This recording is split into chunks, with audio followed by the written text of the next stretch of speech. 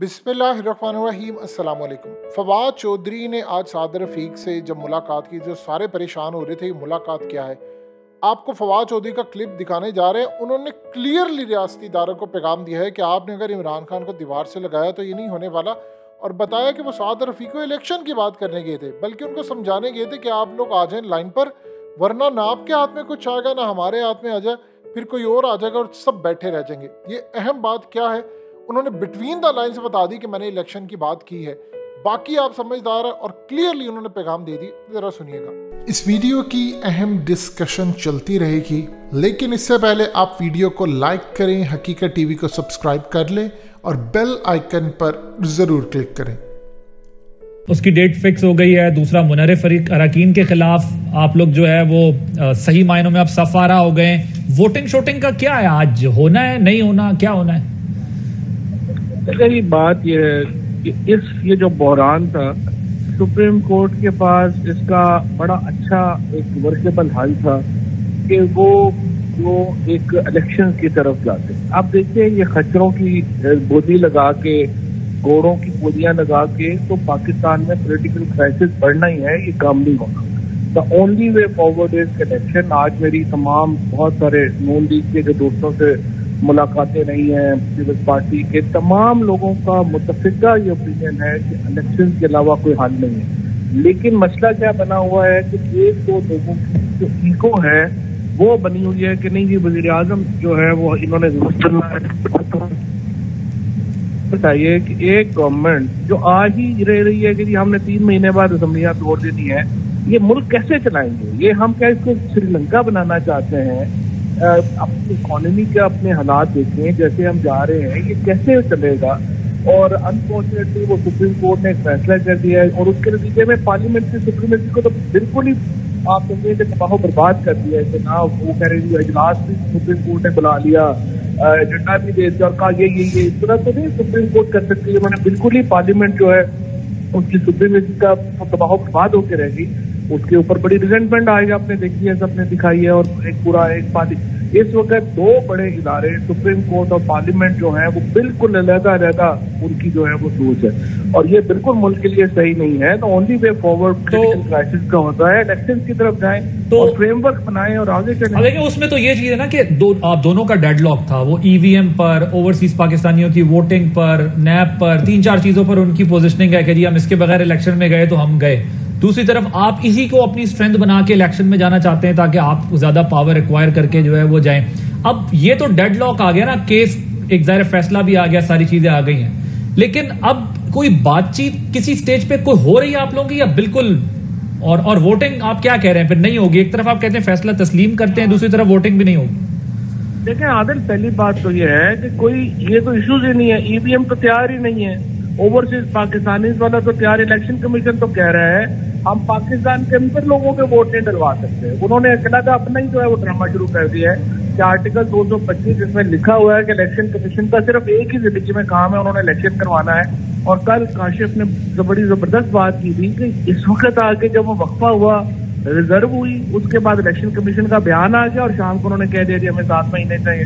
This should be a reason के election commissioner जो है उसको रिजाइन दे लिया जाए कि अगर आप इस काम के लिए आप लगे हुए हैं और आपसे ये भी काम नहीं हो सकता।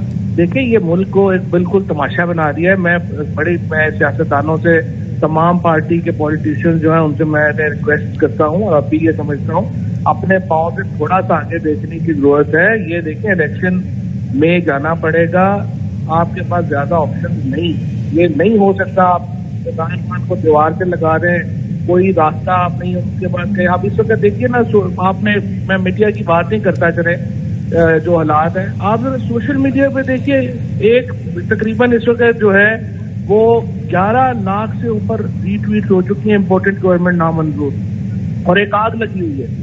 हम इस मुल्क को किधर ले जाना चाह रहे हैं? तो ये बिल्कुल एक, मैं समझता हूँ कि बचकाना बातें हैं कि ऊपर इस तरह के वोटों से ये जो नो कॉन्फिडेंस आपके साथ खत्म हो जाएगा। आज आपकी साद रफीक साहब के साथ वीडियो बड़ी वो वायरल हुई है, क्या गपशप हुई है साद रफीक साहब के साथ आपकी? बाद में राना क्या समझाया आपने उन्हें या उन्होंने आपको? राना सनाउल्लाह के साथ भी थी बाद में वीडियो।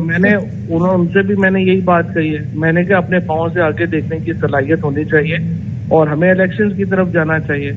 और वो एग्री करते हैं, राना साहब भी एग्री करते हैं, साथ रफीक भी एग्री करते हैं कि इलेक्शन की तरफ जाना चाहिए और इसके अलावा जो है वो अल्टीमेट क्राइसिस का कोई हल नहीं है। सिर्फ एक मैं समझता हूँ कि एक जिद में जो है वो आके बात अड़ी हुई है और उसकी वजह से ये नुकसान हो रहा है। जिद पे आके बात मैंने उनसे सवाल ये किया है कि देखिए आप 1 साल की हुकूमत रह गई है तकरीबन, अब आप मुझे बताएं अगर आप इलेक्शन में आप बजट के भी पेश करना चाहेंगे, आपके साथ कौन IMF बात करेगा, आपके साथ इंटरनेशनल इदारे बात करेंगे कि 4 महीने की गवर्नमेंट है उसको जो है वो अपना आप कैसे आप इस गवर्नमेंट को चलाएंगे। तो उन्होंने क्या कहा आगे से फवाद साहब? तो आपने कहा ना, फिर उनका क्या रिस्पांस था आगे से? एग्री कर रहे हैं। देखिए उनका सारा जो रिस्पांस है ना वो हर बंदे का, चाहे पीपल्स पार्टी का हो, PMLN का हो, तमाम लोगों की इस वक्त कंसेंसस है कि इलेक्शन के बगैर चारा नहीं। ये वोटिंग के बारे में और वो हो क्यों नहीं रहा फिर? फवाद साहब अगर सब कहते होना चाहिए तो फिर क्या लीडरशिप नहीं मान रही? लीडरशिप में मामला जो है ना वो फंसा हुआ है और एक दो ऐसी मैं अब वो कुछ बातें हैं जो आपको पता ही है जिस पे फंसा हुआ है, मतलब अब कुछ बातें हैं वो करने वाली जिस पे ये फंसा हुआ। अच्छा तो वो बातें निकाल दें। यही हल है। फंसे ना रहे मजीद, क्योंकि इतनी फ्रैंकनेस तो और इतनी वर्किंग तो है ना कि आप बातें निकाल सकते हैं। नहीं लेकिन देखिए बात यह है कि आपने ये नो कॉन्फिडेंस हो ना हो, वोटिंग हो ना हो, ये क्राइसिस जो है वो बढ़ना ही बढ़ना है, इसने और आगे जाना है और डिवीजन क्रिएट होनी है। अब मुझे तो समझ नहीं आ रही कि हम क्यों इस तरफ जो है वो एक जिद बना के। फवाद साहब ये बताएं, क्या माइंड मेकअप कर लिया है कि स्पीकर साहब अगर कंटेम्प्ट भुगतते हैं तो भुगत लें, लेकिन इस तरह से हमने वोटिंग नहीं कराई? नहीं वो तो खैर सुप्रीम कोर्ट ने कहा है और PM ने कल कहा है, उसका एहतराम करते हैं, वो करा लेंगे वोटिंग। लेकिन देखें हमारा इशू ये है कि इस वक्त बहुत लोग बात करना चाहते हैं और ये हमारा पोजीशन से तय हुआ था कि जितनी लोगों ने बातें करनी है वो बातें आज भूल जाएं। लेकिन फवाद साहब एक मेरी बात सुने, सियासी बात करें थोड़ी सी। आज इजलास है, ऑपोजिशन ने माइंड बनाया था, इस फैसले को पढ़ के हम सबका भी ये ख्याल था कि आज वोटिंग होनी है। अभी तक तो वो आपकी तकरीरें सुन रहे हैं जो कि बड़ा अनलाइक पार्लियामेंट्री प्रोसीडिंग्स है जो पिछले 3.5 साल में चले। जब 9 बजेंगे 10 बजेंगे उनको ये एहसास होगा कि आप वोटिंग नहीं करा रहे हैं तो इस पार्लियामान में झगड़े शुरू होंगे। आपको याद है ना, इससे पहले भी ऑपोजिशन लीडरशिप स्पीकर के सामने खड़े होकर गालियां, मैं तुम्हें ये कर दूंगा वो कर दूंगा, यहां से बात शुरू होगी।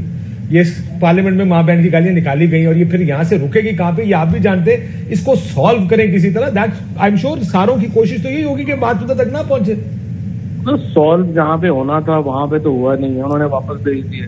अब आप यहाँ से तो यही तो मैं कह रहा हूँ ना कि पॉलिटिशियंस हमारे आपस में हर वक्त रुसे रहते हैं, आपस में तो कोई बातचीत उस तरह से होती नहीं है और चीजें जो है कुछ बात दे की बात होनी है ना।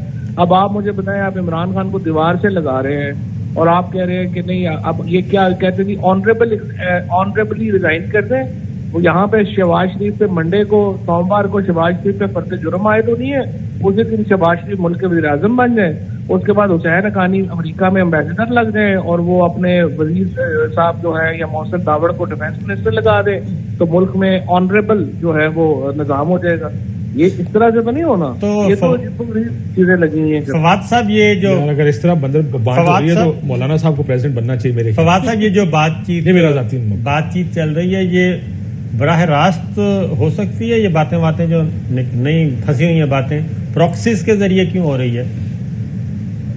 नहीं, बराह रास्त हो जानी चाहिए, कोई प्रॉब्लम नहीं है। कौन सा हमारी कोई आपस में खानदानी दुश्मनी है, बराह रास्त होनी चाहिए। और असल में तो जो लीडरशिप है उनको चाहिए कि वो पूछें बात, बताएं करें बात कि किस तरह से आगे बढ़ना चाहते हैं, फ्रेमवर्क क्या होगा अगले इलेक्शंस का। अभी बता दें, हमें बता दें कि क्या क्या इलेक्शन लॉज में अमेंडमेंट करनी है, वो ऑर्डिनेंस के जरिए कर सकते हैं।